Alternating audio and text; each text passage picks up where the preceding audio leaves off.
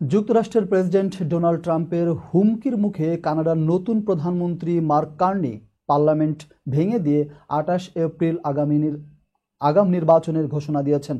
রোববার এই ঘোষণার মাধ্যমে নির্বাচনী প্রচারণা শুরু হলো। কানাডার প্রধানমন্ত্রী হিসেবে কার্নির দায়িত্ব গ্রহণের মাত্র ২ সপ্তাহের মধ্যে এ ঘোষণা আসলো। যুক্তরাষ্ট্রের সঙ্গে উত্তেজনা বৃদ্ধির এ সময়ে তিনি জাস্টিন ট্রুডোর স্থলাভিষিক্ত হয়েছিলেন।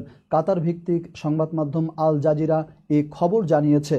ক্ষমতাসীন লিবারেল পার্টির নেতা কার্নি অটোয়ার গভর্নর জেনারেলের সঙ্গে বৈঠক করে পার্লামেন্ট ভেঙে দেওয়ার অনুরোধ করেন। জাতির উদ্দেশ্যে দেওয়া ভাষণে বলেন, আমরা আমাদের জীবনের সবচেয়ে বড় সংকটের মুখোমুখি হয়েছি। প্রেসিডেন্ট ডোনাল্ড ট্রাম্পের অযৌক্তিক বাণিজ্য নীতি এবং আমাদের সার্বভৌমত্বের প্রতি তার হুমকির কারণে এ সংকট মোকাবেলার সর্বোত্তম পথ হলো আমাদের দেশ থেকেই আমাদের শক্তি তৈরি করা। এই শুল্কের ফলে যারা সবচেয়ে বেশি ক্ষতিগ্রস্ত হবে তাদের সাহায্য করা। এটাই সঠিক কাজ, এটাই ন্যায্য কাজ। এটা করতে হবে কানাডীয়দের করণীয়। অক্টোবরের মধ্যে অনুষ্ঠিত হওয়ার কথা ছিল, কিন্তু বিশেষজ্ঞরা বলছেন কার্নি আশা করছেন যে আগাম ভোট তার লিবারেল পার্টির জন্য সুবিধাজনক হবে।